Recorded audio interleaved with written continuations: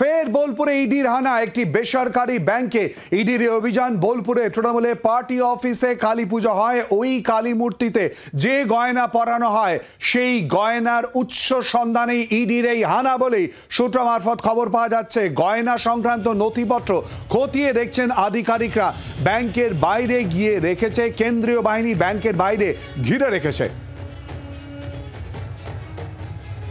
জানবো আরো বিস্তারিত ভাবে, সঙ্গে রয়েছে আমাদের প্রতিনিধি প্রসেনজিৎ মালাকার। প্রসেনজিৎ, বোলপুরে আবারও ইডির হানা, কি জানা যাচ্ছে এই হানা সম্পর্কে? দেখো, প্রথমেই তোমাকে বলি, তুমি জানো যে অনুব্রত মণ্ডল গ্রেপ্তার হওয়ার পর থেকে তার একাধিক সম্পত্তি নিয়ে বারবার প্রশ্ন উঠতে শুরু করেছে এবং তদন্ত শুরু হয়েছিল।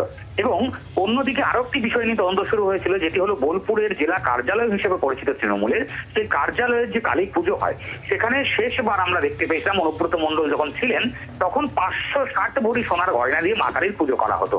এবং সেক্ষেত্রে দাঁড়িয়ে এই 560 ভরি গয়নার উৎস কিভাবে এসেছে সেটা নিয়েও একটা তদন্ত শুরু হয় বা প্রশ্ন চিহ্ন ওঠে। ইতিমধ্যে আমরা যেটা জানতে পারছি, আজকে ইডি আধিকারিকরা তারা বোলপুরের একটি রাষ্ট্রায়ত্ত ব্যাংকে ইতিমধ্যেই হানা দিয়েছেন। সেখানে ঢুকে তারা কথা বলছেন এবং কথা বলে যে লকার ছিল, অর্থাৎ যে লকারে সোনাগুলিকে রাখা হতো সেই লকার থেকে বের করে সোনাগুলিকে বের করে কাগজপত্র খতিয়ে দেখা হচ্ছে এবং পাশাপাশি জিজ্ঞাসাবাদ করা হচ্ছে। তার কারণ তুমি জানো, যখন ব্যাংকের লকারে কোনো সোনার গহনা রাখা হয় সেক্ষেত্রে দাঁড়িয়ে তার সঠিক নথিপত্র রাখা কিন্তু প্রয়োজন পড়ে। ফলে সেই নথিপত্রের সাথে গহনার যে গহনাগুলি রয়েছে তার মেল পাওয়া যাচ্ছে কিনা, সমস্ত কাগজপত্র রয়েছে কিনা, সেগুলো যেমন খতিয়ে দেখা হচ্ছে, তার পাশাপাশি ব্যাংকে জিজ্ঞাসাবাদ করা হচ্ছে।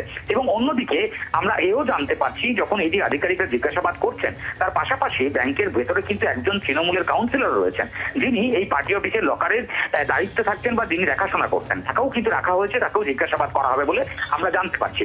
এবং আমরা যেটা আরো একটি খবর পাচ্ছি, প্রথম যখন আজকে ইডি আধিকারিকরা তারা যখন ব্যাংকে প্রবেশ করেন তখন কিন্তু প্রথমত লকার খোলা হয়নি। এমনকি ইডি আধিকারিকরা লকার ভেঙে দেওয়ার জন্য লোকও নিয়ে এসেছিলেন তালা ভাঙার জন্য, কিন্তু লকার প্রথমে না খোলায় বেশ কিছুক্ষণ কিন্তু কার্যত চিৎকার চেঁচামেচি হয় ব্যাংকের ভেতরে। পরবর্তীতে ব্যাংকের লোকেরা কিন্তু এই লকার খোলেন এবং গহনাগুলিকে বার করে তার কাগজপত্র বার করে ইতিমধ্যেই খতিয়ে দেখার কাজ চলছে, জিজ্ঞাসাবাদ করার কাজ চলছে। এবং শুধুমাত্র এই গহনা নয়, তার পাশাপাশি এই যে তৃণমূল কার্যালয় রয়েছে, বীরভূম জেলা তৃণমূল কার্যালয়, সেই কার্যালয়ের কাগজপত্র এই লকারের মধ্যে রয়েছে কিনা সেটাও একটা বড় প্রশ্ন। সেগুলিও থাকলে খতিয়ে দেখা হবে বলে আমরা জানতে পারছি। যদিও এখনটাই সপ্তাহে জিজ্ঞাসাবাদ চলছে, প্রায় কার্যত বলা যায় 11:30 নাগাদ তারা প্রবেশ করেছেন। এখনো দীর্ঘ সময় অতিক্রম করলেও এখনো পর্যন্ত ব্যাংকের ভিতরে তারা জিজ্ঞাসাবাদ করা, কাগজপত্র খতিয়ে দেখা এগুলো চালিয়ে যাচ্ছেন। এবং সাধারণ নাগরিকের যে ব্যাংকিং পরিষেবা সেটাকে তারা বন্ধ করেনি, কিন্তু বাইরে থেকে কেন্দ্রীয় বাহিনীর নিরাপত্তা রাখা রয়েছে যাতে কোনো রকম ভাবে কোথাও কোনো বিশৃঙ্খল পরিস্থিতি না তৈরি হয় সেই বিষয়ে কিন্তু কেন্দ্রীয় বাহিনী বাইরে সজাগ নজর রাখছেন এবং ভেতরে ইডি আধিকারিকরা এই মুহূর্তে কিন্তু জিজ্ঞাসাবাদ পাশাপাশি কাগজপত্র সমস্ত কিছু খতিয়ে দেখার কাজ করছেন। ধন্যবাদ প্রসেনজিৎ। বাংলার আওয়াজ, বাঙালির আবেগ, জি 24 ঘন্টা।